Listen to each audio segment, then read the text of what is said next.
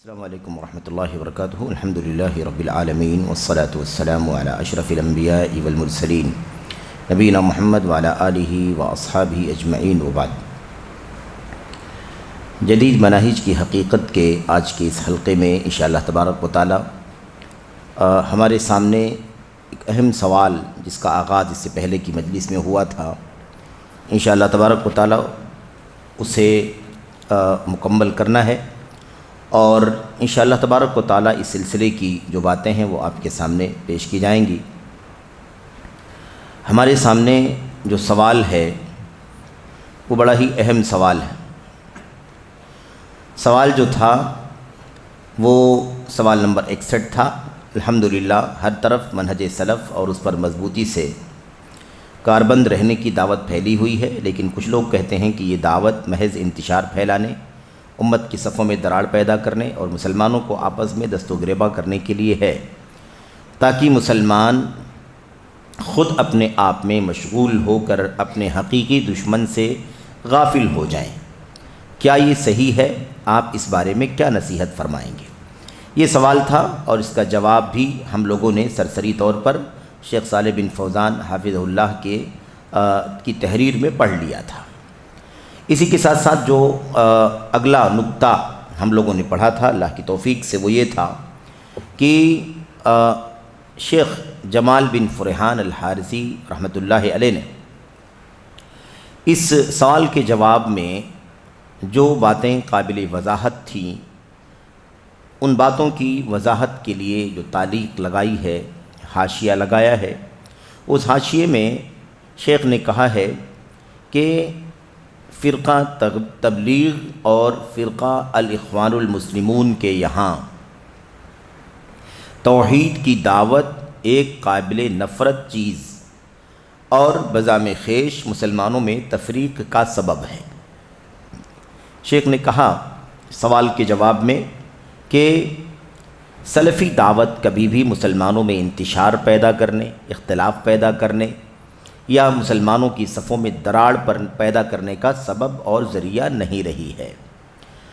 البتہ بعض فرقے جو سلفیت کی راہ سے مختلف ہیں، ان فرقوں کی وجہ سے مسلمانوں کی صفوں میں دراڑ پیدا ہوتا ہے۔ جہاں توحید ہے وہاں صفوں میں دراڑ نہیں پیدا ہوتا، بلکہ توحید کی وجہ سے اتحاد کی فضا قائم ہوتی ہے۔ بہرحال شیخ جمال نے یہ بات کہی کہ دو فرقوں کا نام لے کر کے خصوصیت کے ساتھ کہا، فرقہ تبلیغ اور ایسے فرقہ الاخوان المسلمون، ان لوگوں نے یہ بات پھیلائی ہے کہ ان لوگوں کے یہاں توحید کی دعوت ایک قابل نفرت چیز ہے۔ یہ کوئی عناد کی بات، دشمنی اور عداوت کی بات نہیں ہے۔ اس کو بہت قریب سے کوئی بھی شخص جو چاہتا ہو وہ دیکھ سکتا ہے۔ فرقہ تبلیغ کے یہاں توحید کتنی ہے، فرقہ الاخوان المسلمون کے یہاں توحید کتنی ہے۔ ہم لوگوں نے اللہ کے فضل و کرم سے، اس کی توفیق سے، اس کی مدد سے اس سے پہلے بہت ساری باتیں اس حوالے سے پڑھا ہے کہ ان کی توحید کا کیا حال ہے، ان کے یہاں توحید کی دعوت کیسی ہے، کیا توحید کی دعوت یہ اولیت کے ساتھ دیتے ہیں۔ میرے بھائیوں، آپ دیکھیں گے کہ ان دونوں فرقوں کے یہاں، جن کا نام شیخ جمال نے یہاں لیا ہے، ان کے یہاں توحید قابل نفرت چیز ہے۔ یعنی اگر ہم توحید کی دعوت دیں گے تو لوگ متنفر ہوں گے، لوگ ہم سے نفرت کریں گے، دور بھاگیں گے۔ انتشار ہو رہا ہے خاندانوں میں، گھروں میں، رشتہ داروں میں دوریاں پیدا ہو رہی ہیں۔ اس طرح کی باتیں کر کے لوگ نفرت کریں گے، اس لیے توحید کی دعوت ان کے یہاں قابل نفرت چیز ہے۔ اچھا، ایسے ہی ان کا کہنا ہے کہ یہ مسلمانوں کے درمیان تفریق پیدا کرنے کا سبب ہے۔ یہ کن کے یہاں؟ ان دونوں فرقوں کے یہاں۔ یہ فرقے یہ فرقے دعوت توحید کو اپنی دعوت کے اصولوں میں نہیں سمجھتے، جبکہ آپ جانتے ہیں اچھی طرح سے کہ دعوت توحید یہ سب سے پہلا زینہ ہے، اساس ہے، بنیاد ہے، جڑ ہے۔ اور اس حوالے سے ہمیشہ ہم لوگ باتیں پڑھتے رہتے ہیں، اللہ کے کلام کی آیتیں، نبی کریم صلی اللہ علیہ وسلم کی حدیثیں، کہ دعوت توحید سب سے پہلے ہے۔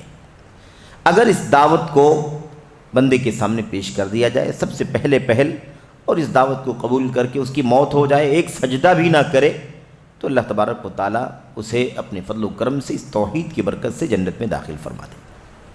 لیکن اگر عمر بھر اسے دوسری چیزیں بتلائی جائیں، توحید خالص نہ پہنچایا جائے، تو اللہ تبارک و تعالیٰ کی توحید کے خالص عقیدے کے بغیر کوئی جنت میں نہیں جا سکتا۔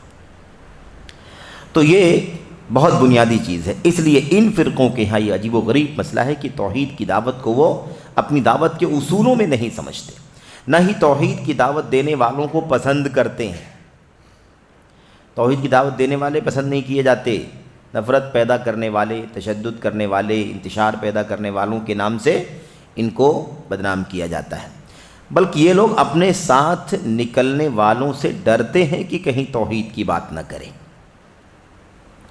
یہ بہت بڑی حقیقت ہے، اور اس سے پہلے بھی بات آ چکی ہے کہ شیخ صالح فوزان نے حافظ اللہ نے اس بات کو لکھا ہے، سوال کے جواب میں ہے نا، بتایا ہے کہ سعودی عرب کا واقعہ کہ ریاض کی کسی جامع مسجد میں توحید، کتاب التوحید کا درس شروع ہوا، تو اسی جماعت تبلیغ کے لوگ، فرقہ تبلیغ کے لوگ اس کے اندر موجود تھے۔ جیسے یہ عقید توحید کا درس شروع ہوا، دھیرے دھیرے کر کے ایک دو کر کے سبھی لوگ مسجد سے باہر نکل گئے۔ یہ بات شیخ صالح فوزان نے وضاحت کے ساتھ لکھی ہے۔ اچھا، کہتے ہیں کہ یہ ایک عملی واقعہ ہے، اتفاق سے وہ یہاں پر کچھ باتیں یہاں پر بیان کی جا رہی ہیں۔ یہ ایک عملی واقعہ ہے جو خود استاذ محمد بن عبداللہ بن محمد الاحمد کے ساتھ پیش آیا ہے، اور اس واقعے کو شیخ حمود تویجری رحمہ اللہ نے اپنی کتاب القول البلیغ فی التحذیر من جماعت التبلیغ صفحہ نمبر 46 میں ذکر فرمایا ہے۔ یہ دیکھیے عملی واقعہ، یہ جن کا نام لکھا گیا ہے محمد بن عبداللہ بن محمد الاحمد، یہ جماعت تبلیغ میں تھے، قریب سے اس واقعے کو انہوں نے بیان کیا ہے۔ کہتے ہیں استاذ محمد بیان کرتے ہیں کہ امیر یعنی فرقہ تبلیغ کے جو امیر ہوا کرتے ہیں، ہے نا، فرقہ تبلیغ کے جو امیر ہوا کرتے ہیں، انہوں نے مجھ سے مطالبہ کیا کہ صلاۃ عصر کے بعد حجاج کو کچھ نصیحت کروں۔ حج کا موسم قریب رہا ہوگا، ہے نا، یا حج کے ایام کے بیچ کی بات ہوگی۔ کہتے ہیں کہ عصر کی نماز کے بعد حاجیوں کو کچھ نصیحت کروں، یہ مجھے کہا جماعت کے امیر نے کہ ذرا عصر کی نماز کے بعد حاجیوں کو کچھ نصیحت کر دینا۔ کہتے ہیں لیکن چونکہ میں اس فرقے کے ساتھ ابھی نیا آیا تھا، جماعت تبلیغ میں نیا آیا تھا، اس لیے امیر نے اپنے معاون یعنی سیکریٹری سے کہا کہ وہ مجھے ذرا سمجھا دے، بھائی نیا آدمی ہے، کھڑا ہو جائے گا، نہ جانے کیا بول دے گا، پالیسی کے خلاف نہ ہو جائے، ہے نا، جو مطلوب ہے اس کے خلاف نہ بول دے۔ تو سیکریٹری سے کہا کہ وہ مجھے ذرا سمجھا دے کیا بولنا ہے، کیسے بولنا ہے، کیا نہیں بولنا ہے، انتشار پیدا کرنے والا کوئی کام نہیں ہونا چاہیے۔ چنانچہ سیکریٹری نے مجھ سے کہا، دیکھو تمہیں اپنی گفتگو میں 3 چیزوں سے اجتناب کرنا ضروری ہے۔ بات کرنے جا رہے ہو، نصیحت کرو گے حاجیوں کو، لیکن 3 باتیں نہیں بولنی ہیں، 3 باتوں سے اجتناب کرنا ضروری ہے۔ کہتے ہیں اور ان 3 باتوں میں وہ بات بھی تھی جو یہاں مقصود ہے۔ تینوں باتیں ذکر نہیں کی انہوں نے، ایک بات جو خاص مقصود یہاں ذکر کرنا تھا وہ بیان کیا۔ کہا ان میں وہ بات بھی تھی کہ شرکیات اور کسی بھی طرح کی بدعات کے بارے میں بات نہیں کرنا۔ کرنے دو شرک، کرنے دو بدعات، حج کے طریقے کے بارے میں کچھ بتاؤ، سکھاؤ کیسے حج کرنا ہے، ارکان کیسے ادا کرنے ہیں، ہے نا، کب کہاں کون سی دعا پڑھنی ہے، کب کہاں جانا ہے، اس کا وقت کیا ہے، ساری باتیں بتاؤ، نصیحت کرو، لیکن دیکھنا شرکیات اور بدعات کے بارے میں کوئی بات نہیں کرنا، کیونکہ شیخ محمد بن عبد الوہاب رحمہ اللہ کی دعوت کے سمٹ کر رہ جانے کا سبب اس چیز کا بہت زیادہ اہتمام ہے۔ اب شیخ محمد بن عبد الوہاب رحمۃ اللہ علیہ کی دعوت کے سمٹ جانے کے اسباب میں سے ایک بہت بڑا سبب کیا ہے کہ ان کے ہاں توحید اور شرک کا زیادہ اور سنت اور بدعت کا زیادہ اہتمام پایا جاتا ہے۔ توحید اپناؤ، شرکیات سے بچو، سنت اپناؤ، بدعت سے بچو، اس کا زیادہ اہتمام ان کی دعوت میں پایا جاتا ہے۔ اسی وجہ سے شیخ الاسلام محمد بن عبد الوہاب رحمۃ اللہ علیہ کی دعوت سمٹ کر رہ گئی ہے۔ اتنی کہہ لیجئے کہ اتنا بڑا مغالطہ پیدا کرنے کی کوشش کی گئی ہے۔ سب سے پہلی بات تو شیخ الاسلام محمد بن عبد الوہاب رحمۃ اللہ علیہ کی دعوت سمٹ کر رہ گئی ہے۔ سمٹ کر رہ گئی ہوتی تو یہ بات نہیں کہی جاتی، پھیل گئی ہے۔ بہت کم وقت میں اللہ تبارک و تعالیٰ نے دنیا کے گوشے گوشے میں، چپے چپے میں اس دعوت کو پھیلا دیا ہے۔ اس کی وجہ سے ان کے لوگ، اس فرقے کے لوگ جس شرک و بدعت میں زندگی گزار رہے ہیں، جن باطل عقائد و نظریات کے ساتھ زندگی گزار رہے ہیں، اس سے تائب ہو کر کے، چھوڑ کر کے لوگ توحید کو، سنت کو گلے لگا رہے ہیں۔ اس وجہ سے بات کی جا رہی ہے۔ ہر آدمی دنیا میں جانتا ہے کہ شیخ الاسلام محمد بن عبد الوہاب رحمۃ اللہ علیہ کی جو تجدیدی دعوت تھی، تجدیدی جو کارنامہ ہے، دنیا کے چپے چپے میں پھیلا ہوا ہے۔ میرے بھائیوں، عرب ہو کہ عجم ہو، مشرق ہو کہ مغرب ہو، شمال ہو کہ جنوب ہو، ایشیا ہو کہ افریقہ ہو کہ آسٹریلیا ہو، کیا دنیا کے چپے چپے میں شیخ الاسلام کی دعوت۔ اب کوئی آئے آج کھڑا کرے کہ سمٹ کر رہ جانے کی وجہ، کتنا بڑا مغالطہ ہے۔ سمٹ کر کہاں رہ گئی ہے؟ سمٹتی جا رہی ہے تبلیغ کی دعوت، سمٹتی جا رہی ہے اخوانیت کی دعوت آج کے دور میں، اسی توحید کے پیغام، اسی سنت کے پیغام کی وجہ سے۔ تو یہ اچھا، لیکن اصل بات یہ سمجھنی ہے۔ ایک تو مغالطہ یہ ہے، یہ کیا ہے؟ اتنا بڑا کہہ لیجیے خلاف واقع مسئلہ ہے کہ حقیقت سے بالکل دور۔ لیکن یہ نقطہ کتنا خطرناک ہے کہ شرکیات اور بدعات کے موضوع پر بات نہیں کرنا، کیونکہ اس کی وجہ سے دعوت سمٹ کر کے رہ جائے گی۔ دعوت کیا ہوگی؟ سمٹ کر کے رہ جائے گی۔ کیا مطلب ہے؟ مطلب کیا ہے؟ کیا دعوت کو، یا اپنی آپ کی کون سی دعوت ہے کہ شرک اور بدعات کے خلاف نہیں بولنا ہے؟ کون سی دعوت ہے جس کو آپ پھیلانا چاہتے ہیں، سمٹنے سے بچانا چاہتے ہیں؟ بھی آپ کی دعوت میں توحید اور شرک کی بات نہیں ہونی چاہیے، سنت بدعت کی بات نہیں ہونی چاہیے، تو آخر آپ کی دعوت ہے کیا جس کو آپ پھیلانا چاہتے ہیں؟ آپ سمٹنے سے بچانا چاہتے ہیں، اس لیے کہہ رہے ہیں کہ شرک اور بدعت کی بات نہیں ہونی چاہیے۔ اب اس سے ان کی دعوت کی کلی کھل جاتی ہے کہ نہیں کھل جاتی ہے؟ اس کا مطلب یہ ہے کہ آپ خالص توحید کی دعوت نہیں دے رہے ہیں، خالص سنت کی دعوت نہیں دے رہے ہیں، اسی لیے شرک کی تردید نہیں کرنا چاہتے، بدعات کی تردید نہیں کرنا چاہتے۔ یہ ہے سب سے خطرناک مسئلہ۔ تو اب آپ یہ سمجھیں کہ جو سوچ ہے، دعوت کو بہت زیادہ پھیلانے کی سوچ ہے، ایک بات، اس کو سمٹنے سے بچانا ہے، سمٹ نہ جائے۔ اور سمٹنے سے بچانے کے لیے جو ایک بہت بڑا کام بتایا جا رہا ہے وہ کیا ہے؟ کہ بھئی دیکھو، آپ کھڑے ہو نا، شرکیات اور بدعات کے خلاف کوئی بات نہیں کرنا۔ مجھے بتاؤ میرے بھائیوں کہ پھر آخر دعوت آپ کس چیز کی دے رہے ہیں؟ اگر آپ شرک کے خلاف دنیا کو، امت کو شرک سے اگر نہیں بچانا چاہتے، بدعات سے نہیں بچانا چاہتے، انہیں خالص توحید کا پیغام اور خالص سنت کا پیغام نہیں دینا چاہتے، تو آپ کی دعوت کا محاذ ہے کیا؟ آپ کی دعوت کا محور ہے کیا؟ کن بنیادوں پر دعوت دے رہے ہیں؟ میرے بھائیوں، اس طرح کی یہ پریکٹیکل شہادتیں، عملی شہادتیں ہیں۔ آج کوئی کہہ سکتا ہے کتابوں میں لکھا ہوگا، یہاں ایسا ہوگا، وہاں ویسا ہوگا۔ یہ عملی بیان کر رہے ہیں لوگ جو تبلیغی جماعت میں رہ چکے ہیں، اور صاف کہہ رہے ہیں چونکہ میں نیا آیا تھا، اس لیے مجھے باقاعدہ سمجھانے کے لیے امیر نے سیکریٹری سے کہا جا کر کے ان کو سمجھا دو کہ اپنی گفتگو کے اندر یہ شرکیات اور بدعات کے خلاف بات نہ کریں۔ اور وجہ یہ بتلائی، وہیں آپ سوچئے حج کی بات چل رہی ہے، اور وہیں یہ بات اسی حج کے حاجیوں کو نصیحت کرنے کے حوالے سے بات کہی جا رہی ہے۔ شیخ الاسلام محمد بن عبد الوہاب رحمۃ اللہ علیہ کی دعوت کی سمٹ جانے کی ایک وجہ یہ تھی کہ ان کے ہاں شرک اور بدعات کی تردید کا اہتمام بہت زیادہ پایا جاتا تھا۔ اگر وہ شرک و بدعات کی تردید کا اہتمام نہ کرتے تو ان کی دعوت بہت زیادہ پھیلتی، لیکن چونکہ شرکیات کے خلاف، بدعات کے خلاف بات کی، اس لیے ان کی دعوت سمٹ کر کے رہ گئی۔ تو اگر شرک و بدعات کے خلاف نہیں بولنا تھا تو جیسے چل رہا تھا جزیرۃ العرب میں ویسے ہی چلنے دینا چاہیے تھا۔ بولنے کی، دعوت کی ضرورت کیا تھی؟ اصل دعوت ہی توحید کی دعوت ہے، اصل دعوت ہی سنت کی دعوت ہے، اصل دعوت ہی توحید کے خلاف شرک اور مشرکین کو بے نقاب کرنا ہے، اصل دعوت ہی سنت کے مقابلے میں بدعت اور اہل بدعت کو بے نقاب کرنا ہے۔ یہی دعوت کی بنیاد ہی ہے میرے بھائی. اگر یہی نہیں کرنا ہے تو پھر کیا کرنا ہے؟ اور یہی وہ مشن ہے جو اہل الحدیث، سلفیان، اہل السنت والجماعت صحیح معنوں میں، یہ ٹائٹل لگا لینے سے کوئی اہل سنت اور اہل الجماعت نہیں ہو جاتا، اس سے بھی دھوکہ کھانے کی ضرورت نہیں ہے. یہ ہے اصل امتیاز.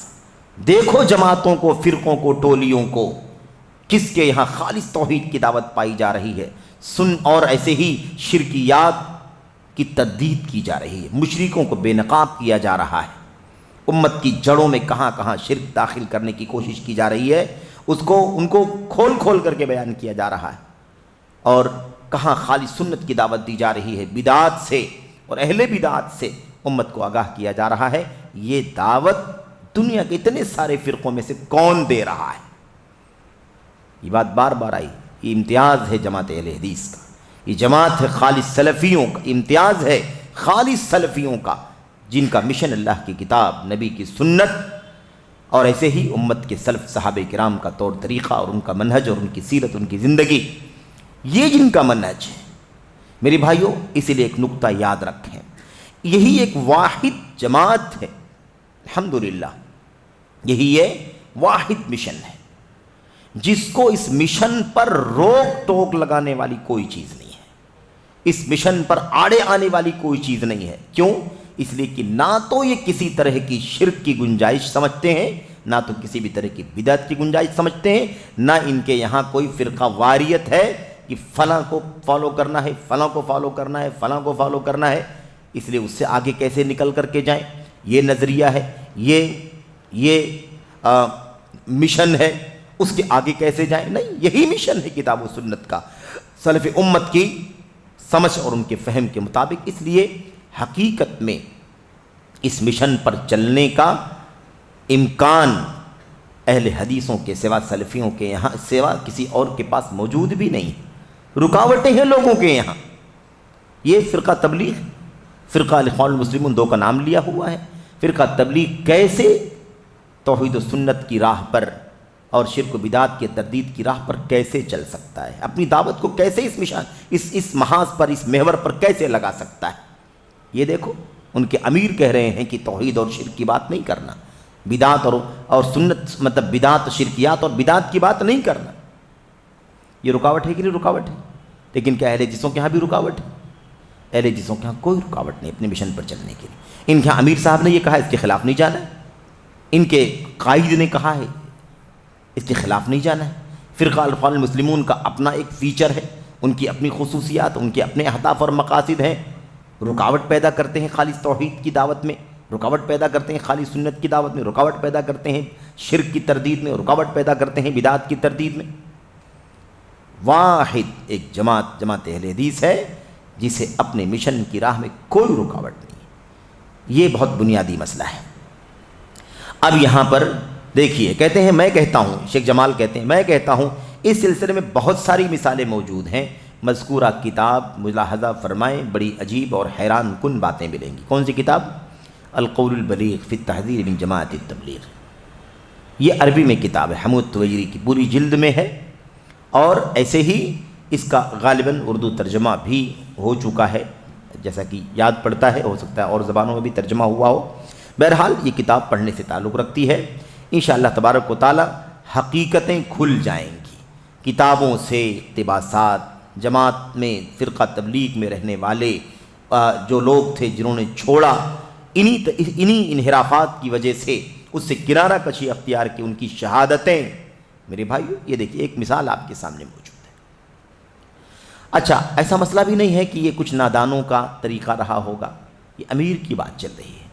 امیر نے اپنے معاون کو بلا کر کے کہا کہ ان کو کہہ دو، ان کو درس دینا ہے، حاجیوں کو نصیحت کرنی ہے، درس دے، نصیحت کریں، لیکن بدعات اور شرکیات کے خلاف بات نہیں کریں گے، ورنہ یہ ہماری دعوت بھی سمٹ کر کے رہ جائے گی جیسے محمد عبد الوہاب رحمۃ اللہ علیہ کی دعوت سمٹ کر کے رہ گئی. تو آپ گویا کہ شرک اور بدعات کے خلاف بات نہیں کرنا چاہتے ہیں.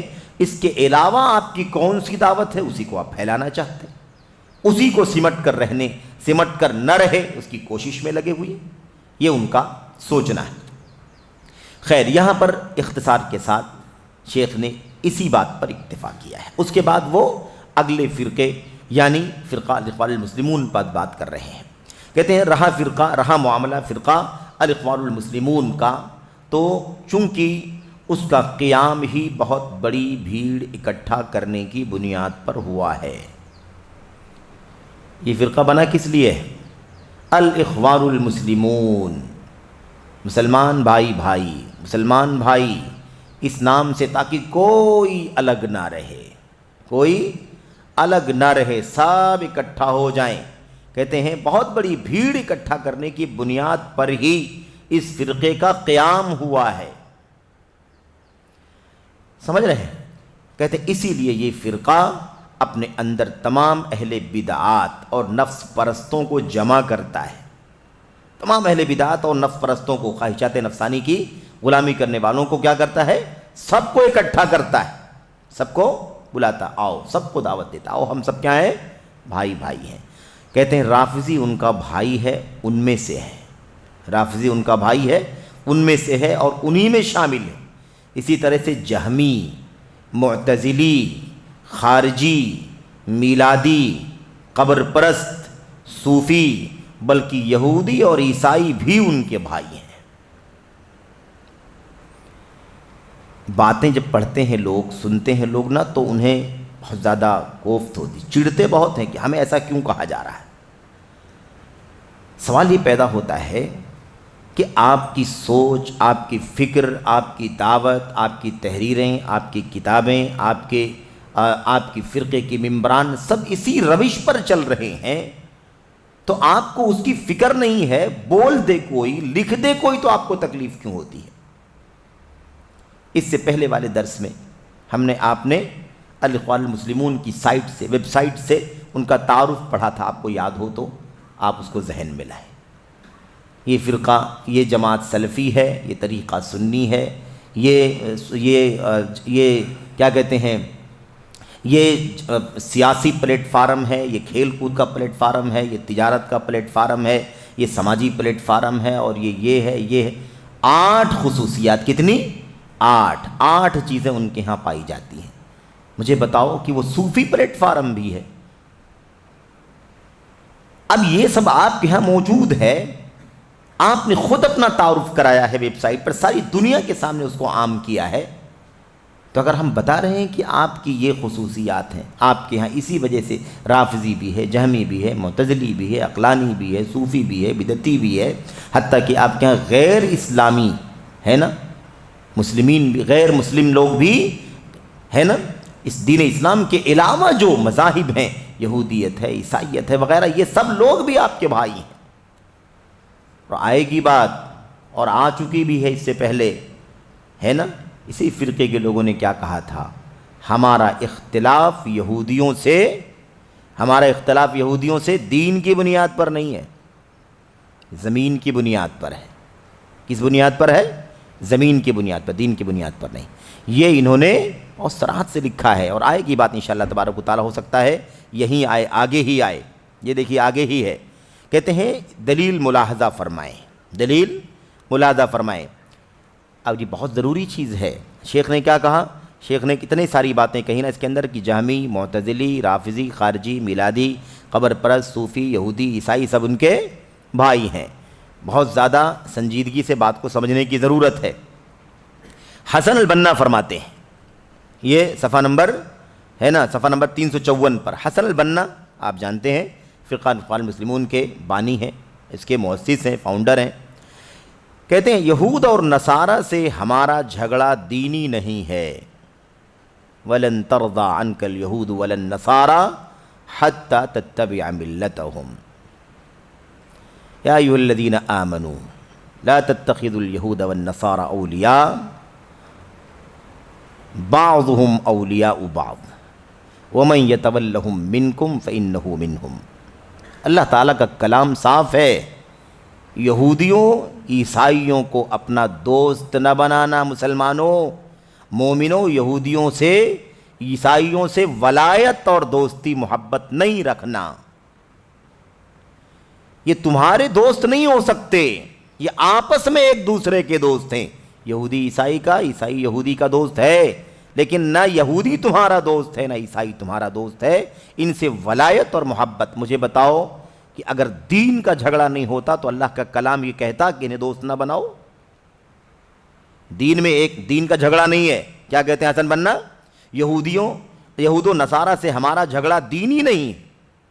اگر دینی جھگڑا نہیں ہے، دین ان کا بھی ایک ہمارا بھی ایک، ہمارے ان کے دین میں کوئی فرق نہیں ہے، کوئی جھگڑا نہیں ہے، تو اللہ کیوں فرماتا ہے یہودیوں عیسائیوں کو اپنا دوست نہ بناؤ؟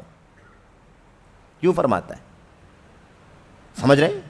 اور بہت ساری آیتیں ہیں، وہ تفصیلات میں جانے کی ضرورت نہیں ہے، نہ اس کا موقع ہے، لیکن آپ جانتے ہیں میرے بھائیوں، میرے بزرگوں، یہودی اور عیسائیت سے ہمارا جھگڑا دینی نہیں ہے۔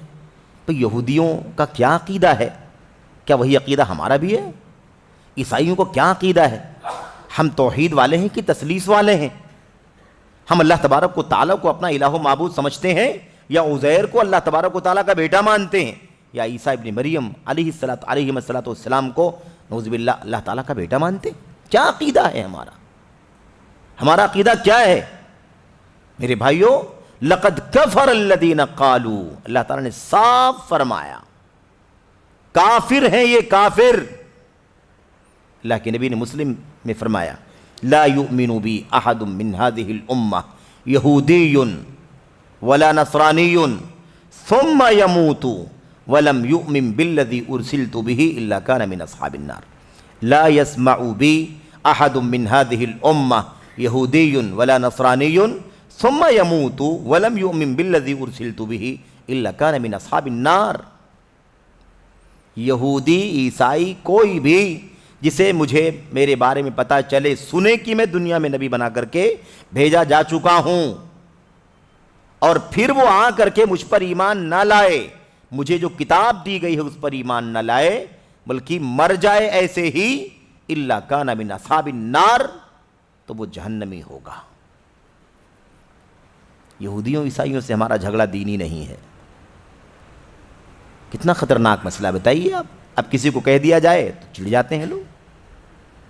اب ہم کہتے ہیں کہ بھئی آپ کا جو رویہ ہے وہ سب کو لے کے چلنے والا رویہ ہے، اسلام سے نسبت رکھنے والے انسان، اسلام سے منتسب فرقے بھی اور اسلام کے علاوہ بھی سب کو آپ اکٹھا کرنا چاہتے ہیں، بڑی گیدرنگ، یہ آپ کی سوچ، تو لوگ ناراض ہو جاتے ہیں کہ ایسی بات کہی جا رہی ہے۔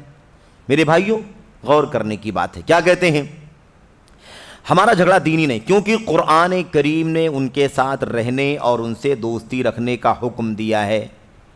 استغفر اللہ، کہاں اللہ تعالیٰ نے قرآن کریم کے اندر یہودیوں عیسائیوں سے دوستی رکھنے کا حکم دیا ہے؟ کہاں دیا ہے؟ یہ تو ٹھیک ہے ان کے ساتھ رہنے، ان کے ساتھ رہنے کا مطلب یہ ہے کہ سماج کے اندر وہ بھی رہتے ہیں، آپ بھی رہتے ہیں، تو ایک انسانی بنیادوں پر جو رواداری ہونی چاہیے وہ آپ رکھیے ان کے ساتھ۔ سمجھ رہے ہیں نا؟ اگر وہ آپ کو، آپ کی جان کے، آپ کے مال کے دشمن نہیں ہے، انہوں نے آپ کو اپنے گھروں سے نہیں نکالا ہے، تو ان کے ساتھ بر اور نیکی کا معاملہ کرنے میں کوئی ممانعت نہیں ہے۔ لیکن مسئلہ کیا ہے؟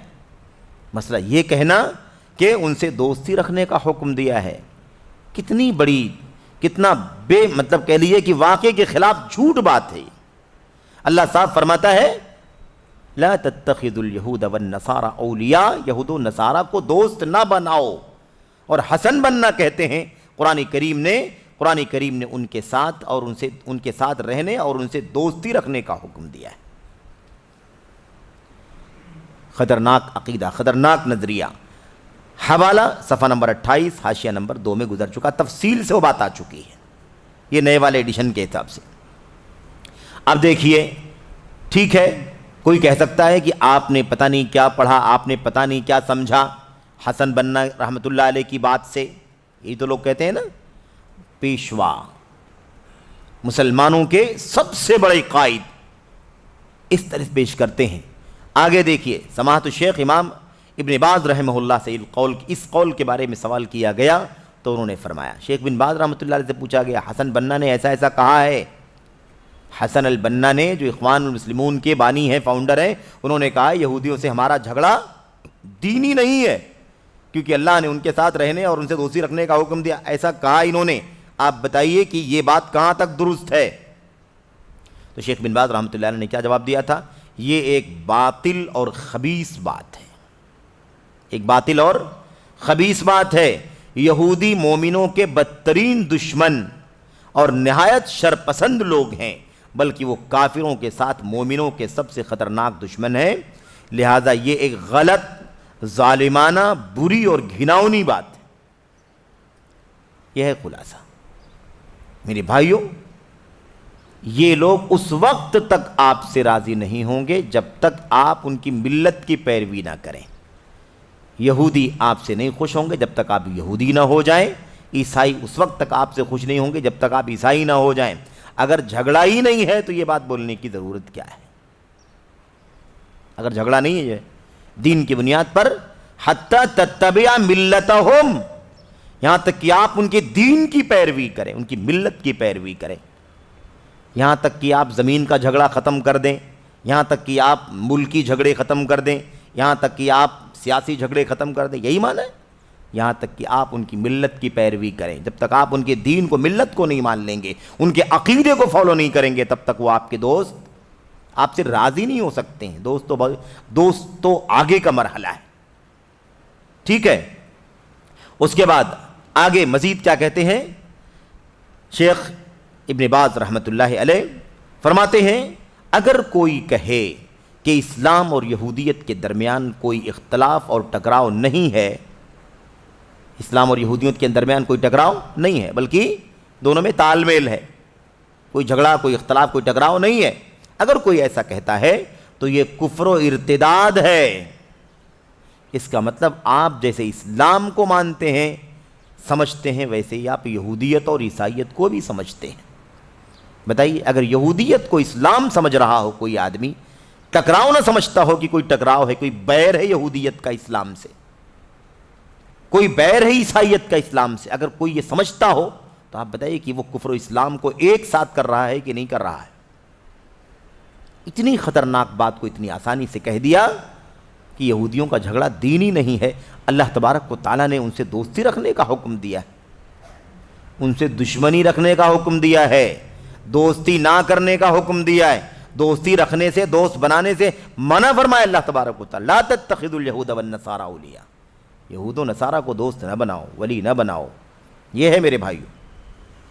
اچھا جناب، اس کے بعد اب بہت اچھی طرح سے اس واقعے کو پڑھو، اس نقطے کو اچھی طرح سمجھو۔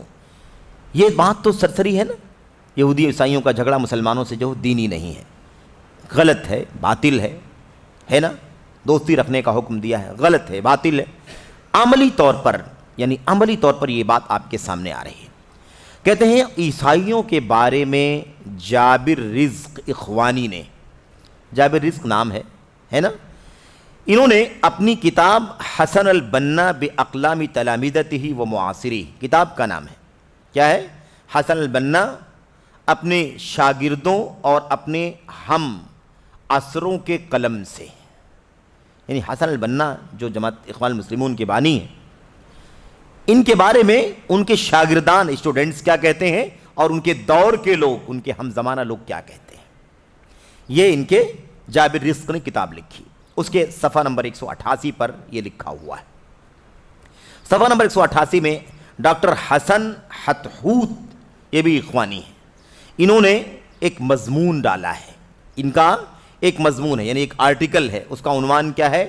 تہمت التعصب، یعنی تعصب کا الزام، تعصب کا الزام، اس نام سے ایک عنوان، اس عنوان سے ایک مضمون، ایک آرٹیکل لکھا ہے، کنہوں نے؟ ڈاکٹر حتحوت نے۔ اس کے اندر کیا لکھا ہوا ہے وہ اصل سمجھنے کی بات ہے، اور اس پوری چیز کو جابر رزق نے اپنی کتاب حسن البنا باقلام تلامذتہ و معاصری کے اندر اس مضمون کو نقل کیا ہے۔ اس سے ہم کو سمجھ میں آئے گا کہ یہودیوں عیسائیوں کے ساتھ حسن بنا کے تعلقات کیسے تھے، تب بات کھل کر کے آئے گی نا کہ یہ دوستی رکھتے تھے یا نہیں رکھتے تھے، ہاں یہ بات سمجھ میں آ جائے گی۔ کہتے ہیں قنا مصر کا ایک علاقہ ہے، قنا نامی جگہ ہے، مصر کا علاقہ۔ کہتے ہیں کہ کے بارے میں کیا بتاؤں، قنا کے بارے میں کیا بتاؤں، شروع سے ہی مجلس بہت بڑی تھی، شروع سے ہی مجلس بہت بڑی تھی، لوگ کھچا کھچ بھرے ہوئے تھے، مجلس میں بہت پبلک تھی، کھچا کھچ بھرے ہوئے تھے. ان میں کون کون تھا؟ سر فہرست مسلم علماء. مجلس میں کون کون تھے؟ بڑی مجلس تھی، بھری ہوئی تھی، بھیڑ بھاڑ بہت تھی. کہتے ہیں اس میں سر فہرست مسلم علماء، قبطی عیسائی پادری تھے. قبطی عیسائی پادری تھے. مجلس محبت و نشاط سے لبریز تھی. کوئی دشمنی تو ہے ہی نہیں، کوئی جھگڑا دینی ہے ہی نہیں. جیسے اسلام ویسے یہودیت، جیسے اسلام ویسے عیسائیت. تو اگر قبطی عیسائی پادری بھی موجود تھے اس کے اندر، مجلس محبت و نشاط سے لبریز تھی. اور اخوت و بھائی چارگی تو بجلی کی مانند سرایت کی ہوئی تھی.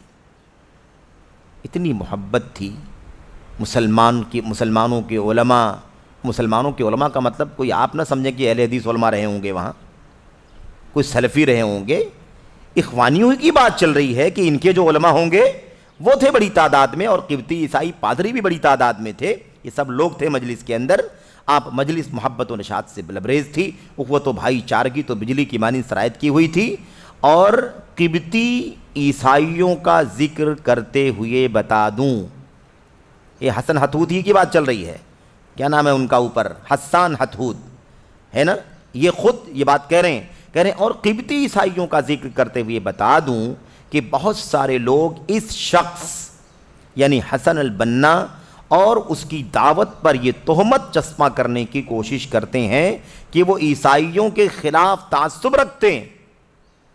یہ لیجئے جناب، ہم کیا بات کر رہے ہیں اور ان کے شاگردان اور ان کے معاصرین کیا ثابت کر رہے ہیں. یہ الزام حسن بنا پر لگایا جاتا ہے کہ وہ عیسائیوں سے دشمنی رکھتے ہیں. نہیں، ایسی بات نہیں ہے، دوستی رکھتے ہیں. الزام ہے کہ دشمنی رکھتے ہیں. بات سمجھ میں آ رہی ہے کہ نہیں سمجھ میں آ رہی ہے؟ نقطہ سمجھیں. بات کس پر ہو رہی ہے؟ دفاع اس بات کا کر رہے ہیں ڈاکٹر حسان حتحوت کہ اس شخص، یہ بیچارہ مظلوم، اس پر الزام لگایا جاتا ہے. حسن البنا پر الزام لگایا جاتا، تہمت لگائی جاتی ہے. کیا لگائی جاتی ہے تہمت؟ لوگ تہمت چسپاں کرنے کی کوشش کرتے ہیں، یعنی چپکانے کی کوشش کرتے ہیں یہ الزام ان کے اوپر کہ وہ عیسائیوں کے خلاف تعصب رکھتے ہیں. نہیں، الزام ہے یہ تعصب رکھنے والی بات. وہ تو دوستی رکھتے ہیں، ان سے تال میل رکھتے ہیں. یہ دیکھو اتنی بڑی مجلس ہے، جتنے علماء ہیں بڑی تعداد میں ایسے ہی قبطی عیسائی پادری بھی موجود ہیں. اس کے اندر الزام ہے کہ حسن بنا عیسائیوں سے دشمنی رکھتے ہیں، عیسائیوں کے خلاف تعصب رکھتے ہیں، عیسائیوں سے دوری اختیار کرتے ہیں، ان کے ساتھ بیر رکھتے ہیں. یہ کیا ہے؟ یہ الزام ہے اس شخص کے اوپر، الزام لگایا جا رہا ہے. یا امت کے دو عناصر کے درمیان تفریق کرتے ہیں. دیکھو اچھی طرح سے، امت کے دو عناصر، لا حول ولا قوت الا باللہ. کیا امت ہے؟ ایک ہی امت کے افراد ہیں، یہودی عیسائی. امت کی جب بات آئی ہے نا تو اچھی طرح بات یہاں یہ بات سمجھ لو کہ امت کا لفظ دو جگہ استعمال، دو معنوں میں استعمال ہوتا ہے. ایک امت امت دعوت اور ایک امت اجابت. اس اعتبار سے ساری دنیا ایک امت ہے کہ سب قرآن کریم کے مخاطب ہیں، سب نبی کریم صلی اللہ علیہ وسلم کے مخاطب ہیں. اب کوئی نبی آنے والا نہیں ہے، سب کے لیے نبی کی دعوت ہے، سب کے لیے قرآن کی دعوت، سب کے لیے سنت کی دعوت ہے. جو مان رہے ہیں وہ الحمدللہ، جو نہیں مان رہے ہیں وہ بھی کیا ہے؟ امت محمد کے افراد ہیں. اس معنی میں کہ دعوت سب کے لیے. بات سمجھ میں آئی؟ اور دوسرا ہے امت اجابت. امت اجابت مان لینے والی دعوت، اجابت دعوت مان لینے والی امت. یعنی امت میں ابھی امت ہے پوری، اللہ کے نبی علیہ السلام کے آنے کے بعد قیامت تک جو ہے سب کیا ہے؟ یہ سارے کے سارے لوگ نبی کے مخاطب ہیں. ان میں سے جن لوگوں نے مان لیا، اللہ تعالیٰ پر ایمان لے آئے، نبی پر ایمان لے آئے، توحید سنت سمجھنے لگے، شرک بدعت سے باز آ گئے، اور دین اسلام جو نبی کریم صلی اللہ علیہ وسلم کے ذریعے سے اللہ تعالیٰ نے دنیا میں بھیجا، اس کو اپنی زندگی میں نافذ کرنے لگے. امت اجابت یعنی قبول کرنے والا حصہ، قبول کرنے والی امت. تو امت دعوت اور امت اجابت. اب اگر امت اجابت ہو جائے گی تب جا کر کے دوستی ہوگی، تب جا کر کے تال میل بنے گا. ایک یہودی تائب ہو کر مسلمان ہو جائے، عیسائی تائب ہو کر کے مسلمان ہو جائے، شرک سے کفر سے توبہ کر لے، نبی کریم صلی اللہ علیہ وسلم پر سچا ایمان لے آئے، اسلام کو اپنی زندگی میں نافذ کر لے، تب وہ امت اجابت کا حصہ بن جائے گا، تب دوستی محبت سیم رہے گی سب کے ساتھ میں۔ لیکن مسئلہ یہ کہ آپ تو خود کہہ رہے ہیں نا الگ کر کے، آپ خود کیا کر رہے ہیں، بتا رہے ہیں کہ مجلس کے اندر بہت سارے لوگ تھے، کھچا کھچ مجلس بھری ہوئی تھی، بڑی تعداد میں علماء تھے، اور ایسے ہی قبطی عیسائی پادری بھی تھے۔ تو جب تک وہ قبطی ہے، جب تک وہ عیسائی ہے، جب تک وہ پادری ہے، تب تک کیسے اس سے محبت رکھیں گے ہم، اور تب تک کیسے ہم اسے امت کے دو عناصر سمجھیں گے۔ بات سمجھنے کی یہ ہے اس کے اندر کہ اگر امت دعوت ہی آپ مانتے ہیں، سمجھ رہے ہیں، تو پھر آپ کیسے کہتے ہیں کہ دونوں میں دین کا جھگڑا نہیں ہے؟ دین ہی کا تو جھگڑا ہے بنیادی، بقیہ سیاست اور دنیا اور دولت اور ملک اور زمین کے جھگڑے بات کے، وہ تو اسلام کے ماننے والوں میں بھی بحیثیت بشر اور انسان ہو سکتے ہیں جھگڑے۔ سیاسی جھگڑا ہو سکتا ہے، مکانی جھگڑا ہو سکتا ہے، زمینی جھگڑا ہو سکتا ہے، سماجی جھگڑا ہو سکتا ہے، وہ ایک الگ چیز ہے۔ تو یہ بات اچھی طرح سے آپ پڑھ لیں، سمجھ لیں۔ کہتے ہیں حسن بننا پر یہ الزام لگایا جاتا ہے کہ وہ عیسائیوں کے خلاف تعصب رکھتے ہیں اور امت کے دو عناصر کے درمیان تفریق کرتے ہیں۔ امت کے دو عناصر، یعنی امت کا ایک عناصر محمد کے ماننے والے، اور امت کے ایک دوسرا عناصر حضرت عیسیٰ اور تثلیث کا عقیدہ رکھنے والے، حضرت عیسیٰ ابن مریم ہے نا، اللہ اکبر، ان کی عبادت کرنے والے۔ ان کو کیا کہا امت کے دو عناصر، امت کے دو عناصر کے درمیان تفریق کرتے ہیں۔ یہ کیا ہے؟ حسن بننا پر الزام لگایا جاتا ہے۔ کہتے ہیں جبکہ اللہ تبارک و تعالی اور سچے حاضرین، یہ دیکھیے اچھی طرح سے بالکل مہر لگائی انہوں نے، جبکہ اللہ تعالی اور سچے حاضرین، یعنی جو مجلس میں تھے وہاں سچے حاضرین، اس بات پر گواہ ہیں کہ حقیقت اس کے برعکس ہے، حقیقت اس کے خلاف ہے۔ عیسائیوں سے حسن بننا کو کوئی بیر نہیں، وہ تو انہیں کیا سمجھتے ہیں؟ انہیں اپنا دوست سمجھتے، ان کو اپنا دینی بھائی سمجھتے ہیں، دینی جھگڑا نہیں سمجھتے، امت کے دو عناصر میں سے ایک عنصر سمجھتے ہیں ان کو، ہے نا، یہ ہے۔ اچھا، یہ شخص حسن بننا، آگے کیا کہتے ہیں؟ یہ شخص یعنی حسن البنا کبھی بغض و نفرت اور فرقہ واریت کا داعی نہ رہا۔ بھئی قرآن کریم کی آیتیں ہمارے سامنے موجود ہیں، ہے کہ نہیں؟ قرآن کریم میں کئی جگہ کہا گیا نا، فرقہ واریت سے بچو، ایک ہو جاؤ، اجتماعیت کے ساتھ زندگی گزارو۔ ابھی رات میں گفتگو چل رہی تھی وہاں کی بمبئی والی مجلس میں، ہے نا، وَاعْتَصِمُوا بِحَبْلِ اللَّهِ جَمِيعًا وَلَا تَفَرَّقُوا، وَاعْتَصِمُوا بِحَبْلِ اللَّهِ جَمِيعًا وَلَا تَفَرَّقُوا، آپس میں اللہ کی رسی کو مضبوطی سے پکڑ لو، سب کے سب پکڑ لو، آپس میں فرقہ فرقہ نہ بنو۔ ان من الذین فرقوا دینہم وکانوا شیعا، ساری مذمت کی آیتیں ہم پڑھتے ہیں۔ اسی قرآن کریم کے اندر یہ ہے کہ نہیں ہے؟ یا ایھا الذین آمنوا لا تتخذوا اليہود والنصارى اولیاء، اے ایمان والو یہود و نصارہ کو اپنا دوست نہ بناؤ۔ اب اس نام پر کہ فرقہ بندی نہیں کرنی ہے، عیسائیوں کو بھی ساتھ میں، یہودیوں کو بھی ساتھ میں، وہ ہمارے بھائی ہیں، وہ ہمارے دوست ہیں، کیا یہی معنی ہے قرآن کریم کی آیتوں کا؟ کیا کہتے ہیں صاحب؟ کہتے ہیں حسن البنا کبھی بغض و نفرت اور فرقہ واریت کا داعی نہیں رہا۔ میرے بھائیوں، قرآن کریم یہود و نصارہ سے نفرت کرنے کے لیے کہتا ہے، یہود و نصارہ کو دوست نہ بنانے کے لیے کہتا ہے، اور صاف کہتا ہے وہ تمہارے دوست نہیں ہو سکتے، وہ آپس میں ایک دوسرے کے دوست ہیں، جب تک تم اپنا دین چھوڑ کر کے، اپنا عقیدہ چھوڑ کر کے ان کے عقیدے کی پیروی نہیں کرو گے، تب تک وہ تم سے راضی نہیں ہو سکتی۔ اللہ فرماتا ہے، کیا یہ فرقہ واریت ہے؟ اس کو فرقہ واریت کہیں گے؟ یہودیوں سے دشمنی رکھیں گے تو فرقہ بند، عیسائیوں سے نفرت رکھنا فرقہ بندی ہے؟ اللہ صاف فرماتا ہے کہ ان کو دوست نہ بناؤ۔ تو حسن بننا کے بارے میں تعریف کرتے ہوئے کیا کہتے ہیں کہ کبھی بھی فرقہ بندی کا، کبھی بھی نفرت کا داعی نہیں رہا، یعنی ہمیشہ سب کو لے کر کے چلتا رہا، سب کو لے کر کے چلتا رہا۔ میرے بھائیوں، اگر وہ دنیا کے ہر مذہب کے لوگ اگر توبہ کر کے خالص توحید و سنت پر آ جائیں، خالص سلف کی راہ پر آ جائیں، تب تو دوستی ہے ہی ہے، کوئی مسئلہ ہی نہیں ہے۔ اس پر بات ہی نہیں ہو رہی ہے. بات اس پر ہو رہی ہے کہ وہ عیسائی ہے، پادری ہے. سمجھ رہے ہیں؟ ہر ایک اپنے اپنے عقیدے پر ہے اور اس کے بعد بھی ہمارا کیا ہے؟ دوست ہے. یہ کیسے ممکن ہے میرے بھائی؟ صرف اس لیے کہ ہماری گیدرنگ بڑی ہوگی، سب لوگ آئیں گے تو ہماری تعداد کیا ہو جائے گی؟ بڑی ہو جائے گی. کہتے ہیں بلکہ وہ تو بڑی صراحت سے کہتے تھے. دیکھیے، اور بات آئے گی، ہو سکتا ہے یہاں آئے یا اس کے آگے کہیں آئے، کسی اور جگہ پر ہے نا، مجھے یاد نہیں ہے، آئے گی بات کہ حسن بنا کے جنازے میں کون تھا. حسن بنا کے جنازے میں کون تھا؟ خیر وہ واقعہ بھی شاید آپ نے نہیں پڑھا، نہیں سنا کہ حسن بنا کی موت کیسے ہوئی تھی. انشاءاللہ اس کو کسی اور مجلس میں ہے نا ہم لوگ پڑھیں گے، کیونکہ وہ مقصود نہیں ہے، بہت زیادہ مقصود نہیں ہے، اس لیے اس پر بات نہیں آئی. لیکن ٹھیک ہے، من باب الفائدہ، تاکہ آپ کو معلومات کلیکٹ ہو جائے ہے نا. اس لیے آگے انشاءاللہ کسی مجلس میں بات کر لیں گے، آج نہیں تو اگلی مجلسوں میں کبھی.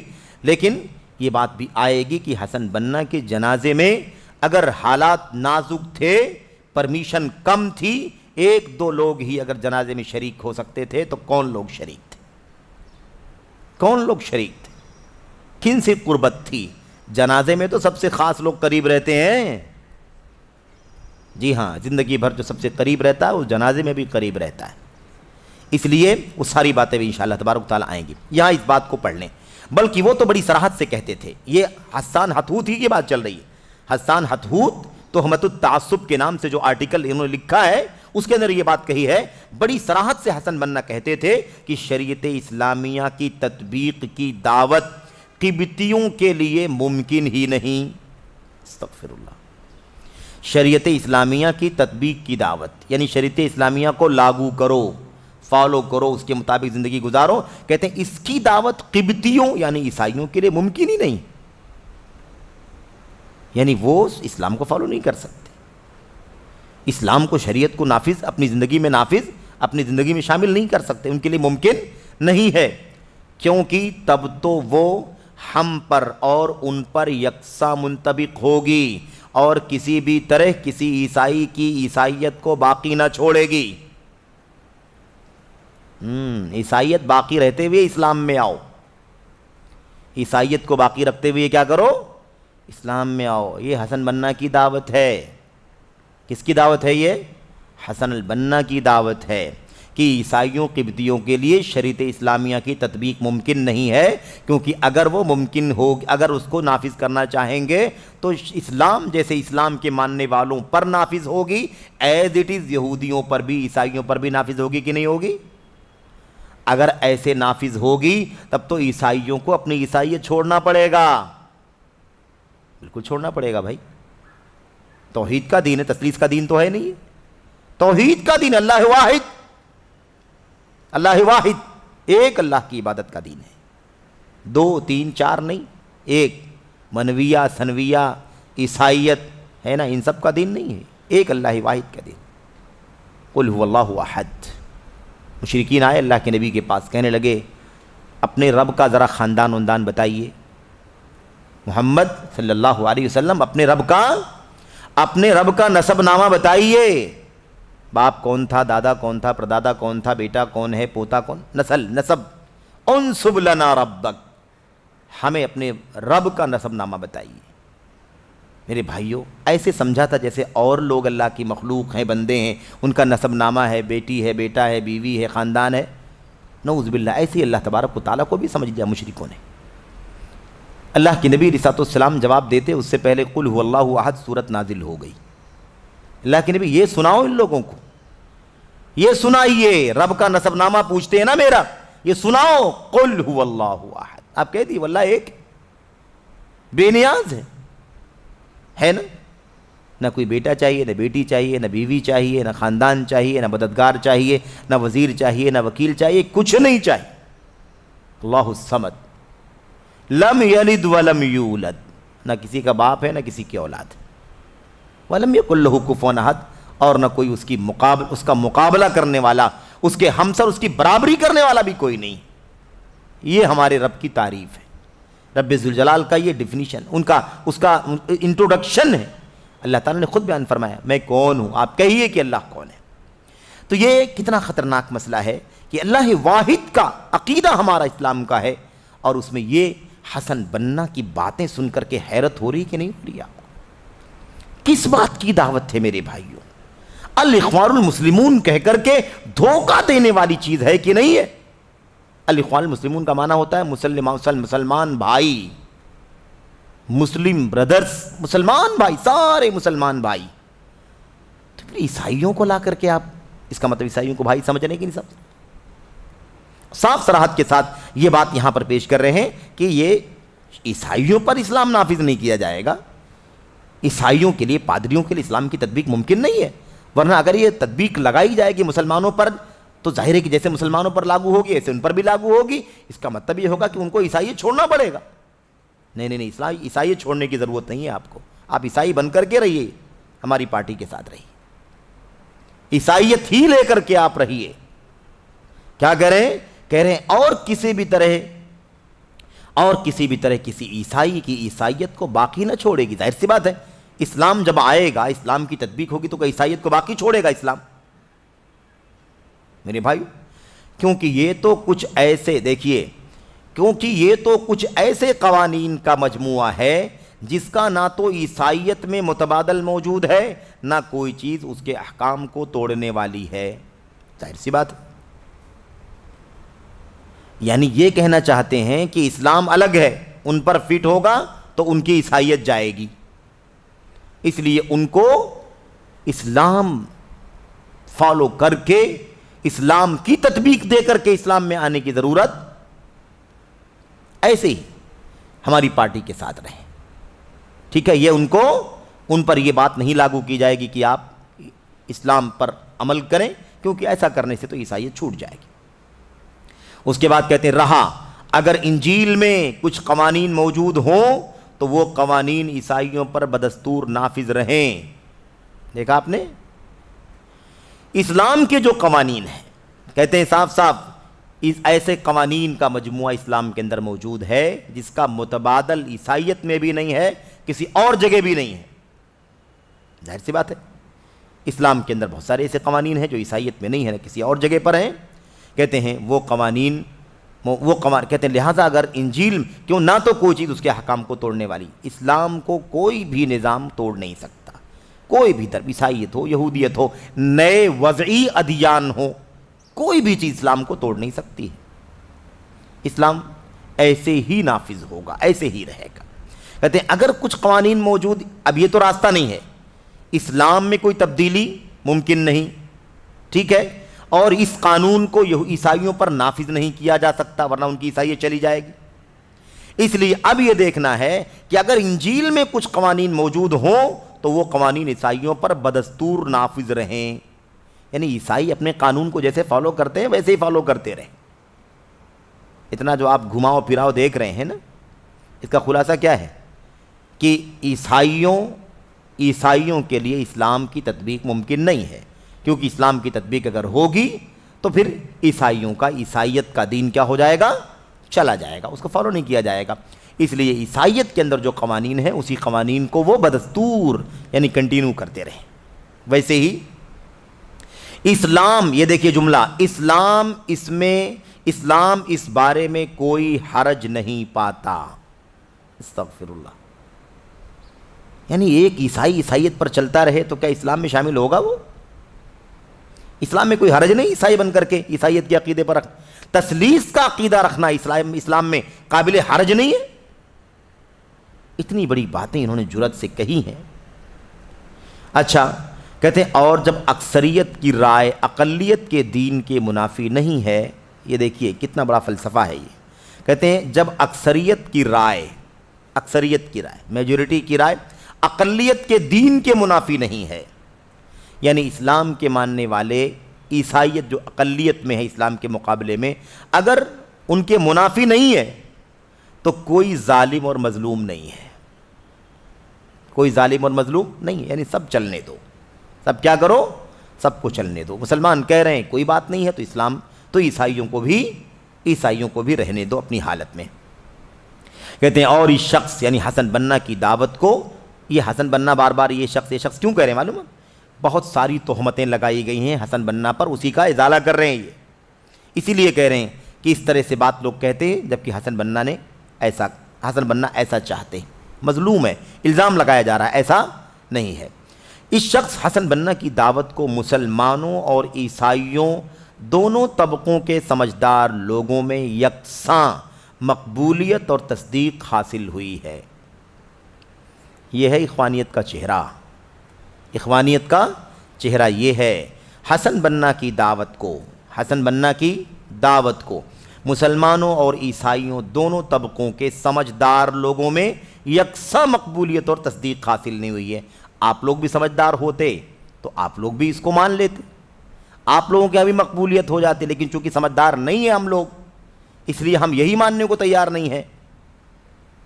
کتنی خطرناک بات ہے۔ بتانا یہ چاہتے ہیں صاف صاف جملے کے اندر کہ حسن بننا کی دعوت دونوں میں مقبول ہے، عیسائیوں کے یہاں بھی اور مسلمانوں کے یہاں بھی، دونوں کے یہاں مقبول ہے، لیکن مقبول ان لوگوں کے یہاں ہے جو سمجھدار لوگ ہیں۔ نہ سمجھ رہیں گے ہم آپ جیسے لوگ تو اعتراض کریں گے، ورنہ سمجھدار لوگوں میں یکساں مقبولیت اور تصدیق حاصل ہوئی ہے۔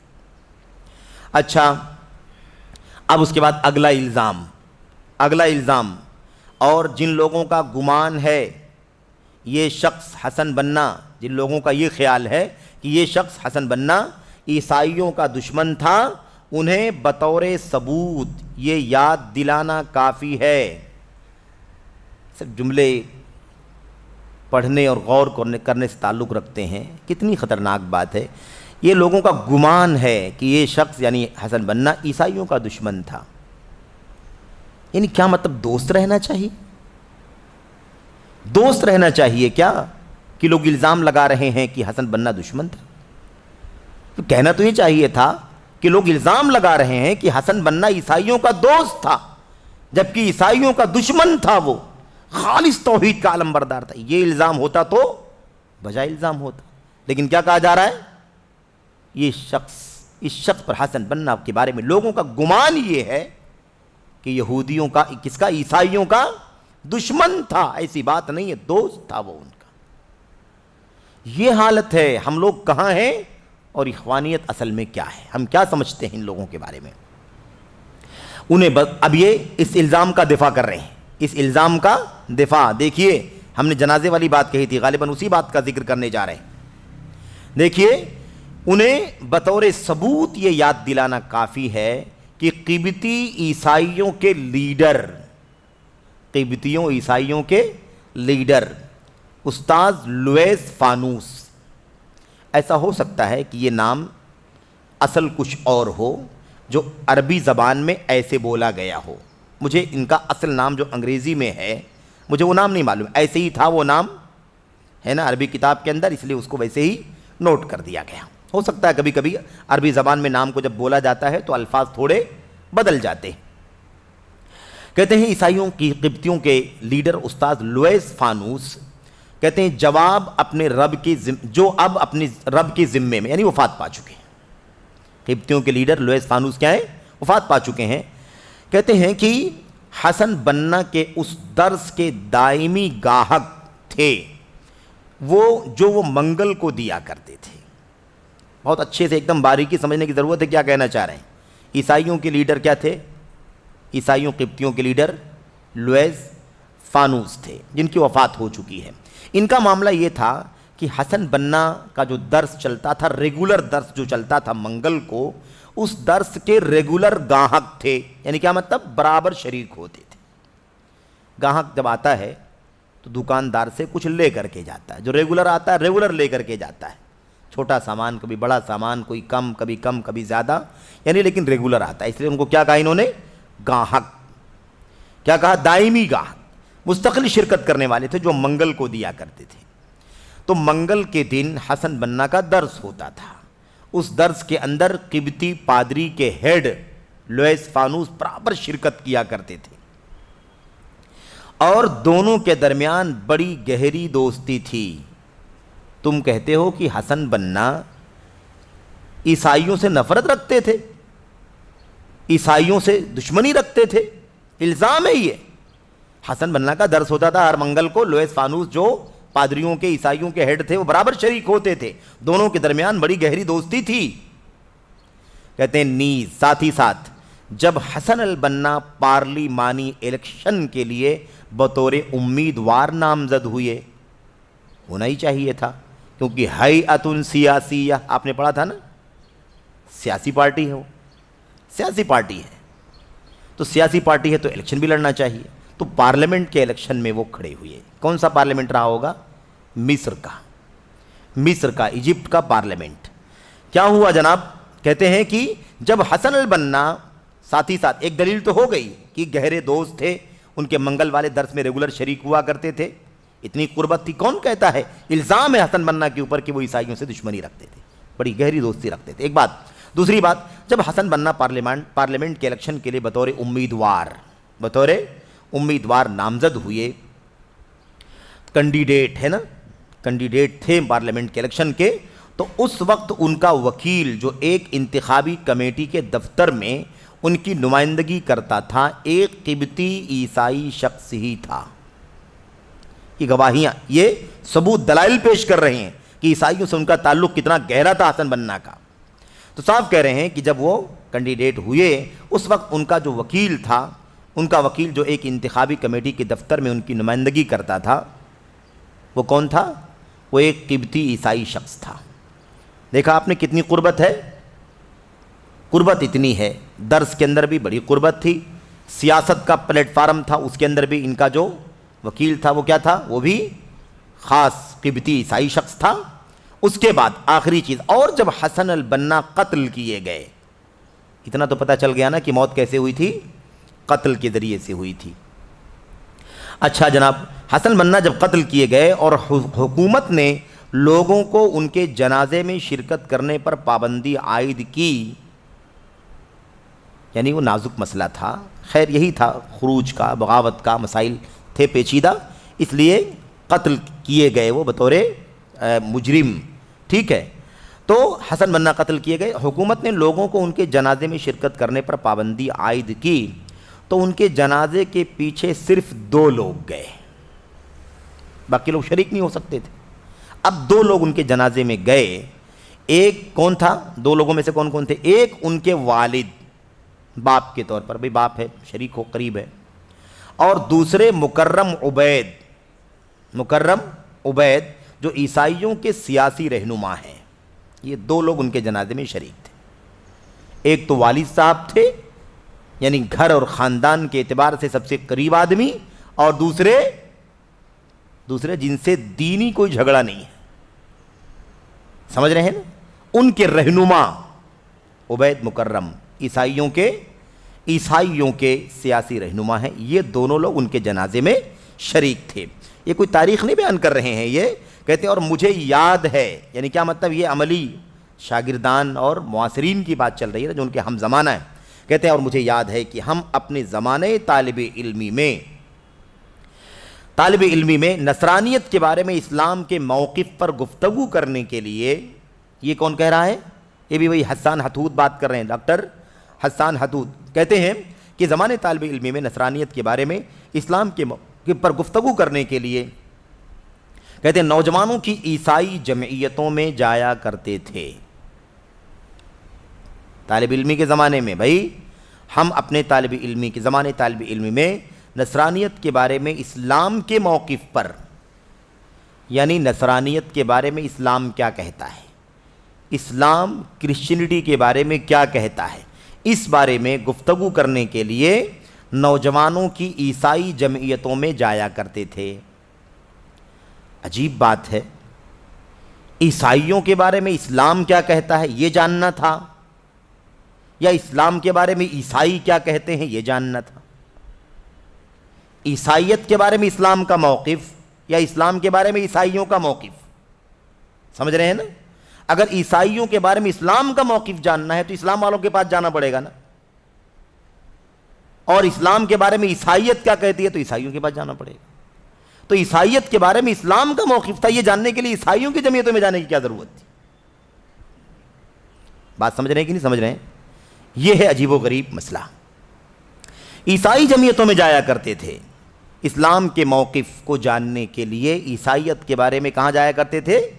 عیسائیوں کی جمعیتوں میں جایا کرتے تھے، اور واپس ہوتے ہوئے، یہ دیکھیے، واپس ہوتے ہوئے یہ محسوس کرتے تھے کہ مسلمانوں سے محبت میں سب سے قریب یہی لوگ ہیں۔ یہ کتنی خطرناک مسئلہ ہے، کتنا خطرناک مسئلہ ہے۔ مسلمانوں سے محبت میں سب سے قریب یہی لوگ ہیں۔ قرآن کریم کی آیت کریمہ بہت صاف ہے۔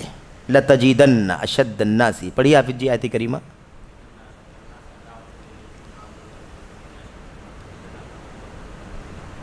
دیکھا، یہودیوں اور عیسائیوں سے بڑا دشمن یہودیوں کا، مسلمانوں کا کوئی نہیں ہے۔ جو لوگ پادری قسم کے لوگ ہیں، جو دین کو بہت قریب سے جانتے ہیں، وہ دین کو موازنے سے دیکھتے ہیں، اس لیے وہ لوگ قریب رہتے ہیں، نرمی کا رویہ رکھتے ہیں۔ ورنہ آیت کریمہ صاف کہتی ہے کبھی بھی یہ آپ سے راضی اور خوش نہیں ہو سکتے جب تک کہ آپ اپنا دین چھوڑ کر کے ان کے پیروکار نہ ہو جائیں، دوستی نہ رکھو ان سے۔ یہاں کہتے ہیں کہ ہم جب واپس ہوتے تھے تو یہ محسوس کرتے تھے کہ مسلمانوں سے محبت میں سب سے قریب یہی لوگ ہیں۔ یہاں پر یہ بات سمجھنے کی ہے، عیسائیوں کے بارے میں، عیسائیت کے بارے میں اسلام کا موقف جاننے کے لیے، اسلام کا کیا اسٹینڈ ہے عیسائیت کے بارے میں۔ اب یہ کیا بتا رہے ہیں، ہم لوگ عیسائیوں کی جمعیتوں میں جایا کرتے تھے، واپس ہونے کے بعد یہ محسوس کرتے تھے کہ مسلمانوں سے محبت میں سب سے قریب یہی لوگ ہیں، مسلمانوں سے محبت میں سب سے قریب یہی لوگ ہیں۔ یہ اسلام کے بارے میں عیسائیوں کا موقف ہے یا عیسائیوں کے بارے میں اسلام کا موقف ہے؟ عیسائی میرے بھائیوں بہت قریب ہیں، یہ ثابت کر رہے ہیں نا۔ یہ سوال ہی پیدا ہوتا ہے کہ عیسائیوں کے بارے میں اسلام کا موقف ہے یہ، یا اسلام کے بارے میں عیسائیوں کا موقف ہے، اور ہم کو کیا جاننے کے لیے کہاں جانا چاہیے، کس سے؟ دوسری بات، عیسائیوں کی جمعیتوں میں جا کر کے ہنستے کھیلتے، آپس میں تال میل ہے نا، دوستانہ ماحول میں واپس آنے سے کیا لازم آتا ہے کہ عیسائی اسلام کے دوست ہیں، عیسائی مسلمانوں کے دوست ہیں؟ اگر دوستی ہیں تو اسلام قبول کیوں نہیں کر لیتے، اسلام کو گلے کیوں نہیں لگاتے، نبی کریم صلی اللہ علیہ وسلم کو اپنا آخری نبی جیسے مسلمان ایمان رکھتے ہیں، وہ ایمان کیوں نہیں رکھتے؟ ماننا چاہیے کہ نہیں ماننا چاہیے؟ یہ تو پھر یہ کہنے کا کیا فائدہ مسلمانوں سے محبت میں سب سے قریب یہی لوگ ہیں؟ اس سے کیا پتہ چلا، اس سے کیا پتہ چلا؟ آپ نے دیکھا سیاسی پلیٹ فارم پر عیسائیوں سے کیسے تعلقات تھے، دینی مجلسوں میں ان کے تعلقات کیسے تھے، ایسے ہی ہے نا کیا نام ہے ان کا جو عقیدہ ہے حسن البنا کا، جنہوں نے بیان کیا ہے کہ عیسائیت اور یہودیت اور ایسے ہی اسلام میں کوئی بیر نہیں ہے، آپس میں جھگڑا جو ہے وہ دوسرے انداز کا جھگڑا ہے، یہ جھگڑا دین کی بنیاد پر نہیں ہے۔ یہ ساری باتیں آپ نے یہاں پر پڑھ لی ہیں، دیکھ لی ہیں، اور یہ ساری جو باتیں آپ نے پڑھی ہیں، یہ اس کا تذکرہ جو ہے وہ شیخ نے کیا ہے۔ آگے شیخ کہہ رہے ہیں، میں کہتا ہوں کہ اس مضمون پر تبصرہ کرنے کی ضرورت نہیں ہے۔ واضح ہے نا، ایک دم ساری باتیں واضح ہیں، کیونکہ یہ بالکل واضح ہے۔ نیز اس میں اسی مضمون پر اکتفا بھی کرتا ہوں، میں نے طوالت کے باوجود نقل کر دیا ہے، یعنی اتنی لمبی چوڑی بات تھی لیکن پھر بھی میں نے نقل کر دیا ہے۔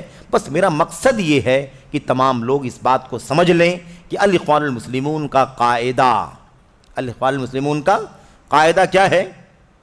قاعدہ یہی ہے، قاعدہ یہی ہے جو یہاں پر لکھا ہے، اسلام کے نام پر بھیڑ جمع کرنا ہے، اسلام کے نام پر بھیڑ جمع کرنا ہے، انہیں عقائد کی اصلاح و صفائی سے کوئی سروکار نہیں ہے، توحید کی دعوت اور سلف کا منہج انہیں یہود و نصارہ، روافض، اہل بدعات اور گمراہ گر نفسانی خواہشات کے پرستاروں کے ساتھ دوستی رکھنے نہیں دے گا۔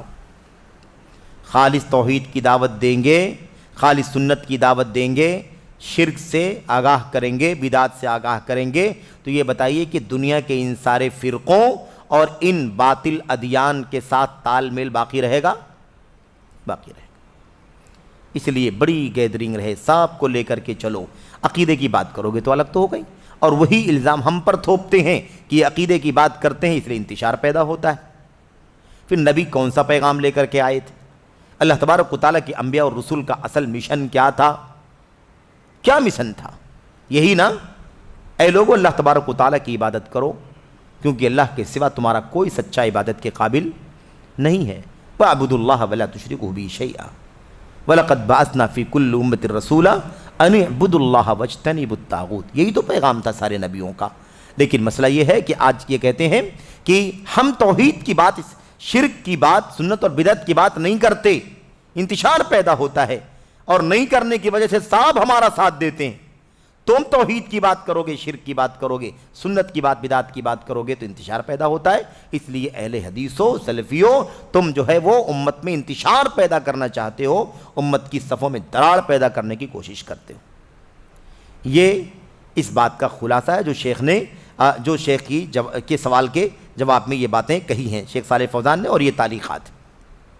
تو بہت صاف بات ہے کہ توحید کی دعوت اور سلف کا منہج انہیں یہود و نصارہ، روافض، اہل بدعت، گمراہ اور گمراہ گر نفسانی خواہشات کی پرستاروں کے ساتھ دوستی رکھنے نہیں دے گا۔ بلا شبہ دوستی نہیں رہے، دشمنی ہو جائے گی، فاصلہ ہوگا۔ اور ان کا یہ قاعدہ جو قاعدہ بھی آپ نے دیکھا، سب کو کیا کرو، اسلام کے نام پر سب کو جمع کرو، بھیڑ اکٹھا کرو، کہتے ہیں ان کا یہ قاعدہ دراصل حسن بنا کی مشہور عبارت ہے، حسن بنا کی مشہور عبارت ہے۔ ڈاکٹر حسان حتحوت مصری لکھتے ہیں، یہ ہے جملہ، وضاحت کریں، اور استاذ حسن البنا کی ایک تعلیم، استاذ حسن البنا کی ایک تعلیم جسے وہ کسی اکتاہٹ کے بغیر اکثر دہرایا کرتے تھے، جسے وہ جو ایک عبارت بولتے تھے مشہور، کہتے ہیں ایک تعلیم جسے وہ کسی اکتاہٹ کے بغیر اکثر دہرایا کرتے تھے، ان کا وہ مشہور قول ہے جو آج تک زندہ جاوید ہے۔ کیا کہتے تھے حسن بنا؟ ننفذ معا ما اتفقنا علیہ ویعذر بعضنا بعضا فیما اختلفنا فیہ، یعنی جن باتوں پر ہم سب متفق ہیں انہیں ایک ساتھ نافذ کریں گے۔ دنیا کے سارے فرقے، حتیٰ کہ یہودی، عیسائی، سب جن چیزوں میں ہمارا آپ کا اتفاق ہے، آپ بھی مانتے ہیں، ہم بھی مانتے ہیں، وہ بھی سب مانتے ہیں، اس میں اختلاف نہیں، جن باتوں میں وہ ہم ایک ساتھ میں کیا کریں گے؟ نافذ کریں گے۔ تو نافذ کیا ہے؟ سب اپنے سب کے یہاں وہ جب ٹھیک ہی ہے تو نافذ کی کیا بات ہے؟ یعنی سب لوگ اس کو فالو کریں گے، ٹھیک ہے۔ کہتے ہیں وَيَعْذُرُ بَعْضُنَا بَعْضًا فِيمَا اخْتَلَفْنَا فِيهِ، کہتے ہیں اور جن میں ہمارا اختلاف ہوگا ایک دوسرے کو معذور سمجھیں گے۔ اب جہاں تک تال میل ہے وہاں سب فالو کریں گے، جہاں اختلاف ہے وہاں اپنے اپنے راستے پر رہیے، لیکن الاخوان المسلمون کے ممبر رہیے، الاخوان المسلمون کے جھنڈے تلے رہیے، ہماری پارٹی میں رہیے، کوئی مسئلہ نہیں ہے۔ جو باتیں مختلف ہیں، آپ کے ہاں الگ، آپ کے ہاں الگ، آپ کے ہاں الگ، آپ کے ہاں الگ، وہ آپ اپنے اپنے اس عقیدے پر رہیے، آپ سے کوئی چھیڑ چھاڑ نہیں کی جائے گی۔ جتنا اتفاق ہے اتنا ہم سب فالو کریں گے، جتنا اختلاف ہے اتنا آپ کو، ہم کو، سب کو اختیار ہے، اپنے اپنے راستے پر رہو، سب کو معذور سمجھیں۔ ایسی اگر حکومت قائم کرنی ہو تو قائم ہی ہے، کوئی مسئلہ ہی نہیں ہے نا، پھر سمجھ رہے ہیں نا؟ اگر ایسے ہی کرنا ہے تو پھر کوئی اختلاف باقی نہیں بچے گا۔ بھئی جس میں اتفاق ہے ہم ساتھ میں ہیں، جس میں اختلاف ہے وہاں سے اپنے اپنے راستے پر ہیں۔ یہی ہے ان کا جملہ، تاریخی جملہ حسن البنا صاحب کا، وہ یہ کہتے تھے۔ اسی بات کو انہوں نے بیان کیا ہے حسان حتحوت نے، اور یہ اسی کتاب کی بات چل رہی ہے۔ یہ کتاب وہی ہے، کس کی کتاب ہے یہ کتاب ان کے شاگرد ہے نا، کیا نام تھا ان کا؟ رزق، ٹھیک ہے، جو آپ لوگوں نے اس سے پہلے وہ شروع میں بات گزری ہے نا، کتاب ان کا نام ہے حسن البنا باقلام تلامذتہ و معاصری، صفحہ نمبر 188، اور یہ ہے جابر رزق نام کی کے مصنف ہیں، اور یہ بھی اخوانی فکر کے ہیں، اور حسن بنا کی زندگی پر ایک کتاب لکھی، اس کے صفحہ نمبر 190 پر یہ ساری تفسیرات لکھی ہوئی ہے جو آپ نے اس سے پہلے پڑھا ہے۔ بہرحال اس کے بعد اور بھی چند باتیں ہیں، ویسے انشاءاللہ تبارک و تعالیٰ اگلے درس میں ہم پڑھیں گے۔ اللہ سے دعا کرتے ہیں کہ اللہ تبارک و تعالیٰ ہمیں اس حقیقت کو سمجھنے کی توفیق عطا فرمائے۔ یہ ہے حقیقت حسن البنا کی، جس کے بارے میں کہا جاتا ہے، جن کے بارے میں یہ کہا جاتا ہے کہ سارے لوگ اتفاق کی راہ پر چلتے ہیں، یہ اپنے آپ کو سلفی کہنے والے، یہ اپنے آپ کو اہل حدیث کہنے والے، یہ لوگ جو ہے امت کی صفوں میں دراڑ پیدا کرتے ہیں، یہ لوگ انتشار پیدا کرتے ہیں، اختلاف کا سبب بنتے ہیں۔ یہ اس کا خلاصہ ہے، یہ اس کا خلاصہ ہے کہ ان کے ہاں دوستی کا ماحول، اس دوستی کا معیار کیا ہے۔ ظاہر سی بات ہے کہ اس کی اسلام میں کوئی گنجائش نہیں، دور دور تک گنجائش نہیں، اور یہ اللہ کا کلام، یہ اللہ کے نبی کا فرمان، اور یہ امت کے سلف حضرات صحابہ کرام اور ان کے نقش قدم پر چلنے والوں کا اسوہ پورا کا پورا اس کے خلاف ہے۔ جس طرح سے بتانا چاہتے ہیں کہ یہودیوں سے ہمارا کوئی جھگڑا دین کی بنیاد پر نہیں ہے، نصارہ سے ہمارا کوئی جھگڑا دین کی بنیاد پر نہیں ہے، یہ عقیدہ باطل عقیدہ ہے، جیسا کہ آپ نے شیخ بن باز رحمۃ اللہ علیہ کی بات بھی پڑھ لی ہے۔ تو اللہ سے دعا ہے کہ اللہ تعالی ہمیں حقیقتوں کو سمجھنے کی توفیق عطا فرمائے، اور اس طرح کی مغالطہ انگیزی جو پھیلائی جاتی ہے اس سے پردہ اٹھانے کی اور لوگوں کو حقیقتوں سے واقف کرنے کی توفیق عطا فرمائے۔ آمین رب العالمین، صلی اللہ وسلم وبارک علی نبینا محمد وعلی آلہ وصحبہ اجمعین۔ والسلام علیکم ورحمۃ اللہ وبرکاتہ۔